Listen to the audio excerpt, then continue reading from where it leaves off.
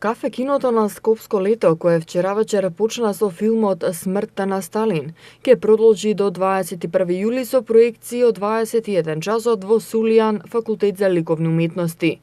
На програмата вечерва е војната драма Во 4 ѕида, во режија на Филип Ван Луи, копродукција на Франција, Белгија и Либан од 2017 година. Романтичниот трилер Духовите на Исмаел ќе биде прикажан утре вечер, а внедела е францускиот крими трилер Заштитник во режија на Жан-Франсуа Рише.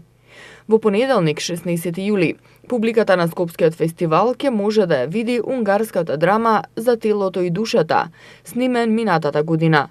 Во наредните денови ќе бидат прикажани и француската комедија Откачени трудници, кинеската акциска авантура Смарт Потера, мистеријата Телма, копродукција на 4 земји, американско-јапонската романтична комедија Парис може да почека и комедијата Тивок замок. Билетите се по цена од 100 денари и може да се купат на билетарницата на Сулијан.